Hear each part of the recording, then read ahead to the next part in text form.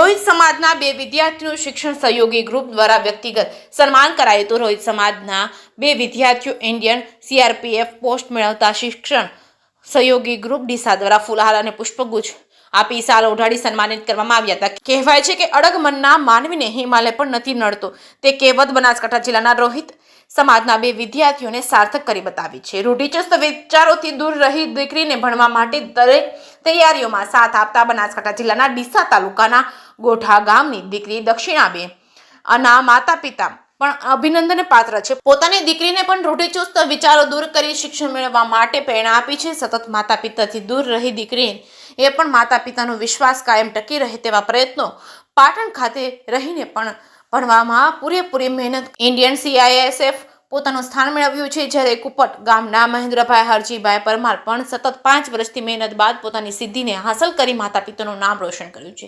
જ્યારે અગાઉ 2 પરીક્ષાઓમાં સામાન્ય માર્ક માટે રિજેક્ટ થતા મનની મક્કમતા અને અડગ રાખી પ્રયત્નો ચાલુ રાખી સમાજ તેમજ માતા પિતાનું નામ રોશન કર્યું છે। જ્યારે કહેવાય છે કે જ્યારે સમુદ્ર પાર કરવો હોય ત્યારે મોજાઓથી ડરીએ તો પણ દરિયો પાર ન થાય, તે કહેવતને મહેન્દ્રભાઈ હરજીભાઈ પરમારે સાર્થક કરી બતાવી છે। જ્યારે નાનપણથી દેશ સેવા પર તેનું ઋણ અદા કરવા માટે યથાર્થ પ્રયત્નો કરી બીજી સરકારી નોકરીઓને જાણકારો આપી દેશ સેવા પસંદ કરીને પોતાના માતા પિતાને દેશ સેવા માટે પ્રેરિત કરી આજે સીઆરપીએફ પોસ્ટ હાંસલ કરી હતી। ત્યારે બંને દીકરા દીકરીઓનું મનોબળ વધારવા માટે રોહિત સમાજના આગેવાનો શિક્ષણ સહયોગી મિત્ર મંડળ દ્વારા પુષ્પગુચ્છ ફૂલહાર અને શાલ અર્પણ કરીને સન્માન કરવામાં આવ્યું હતું।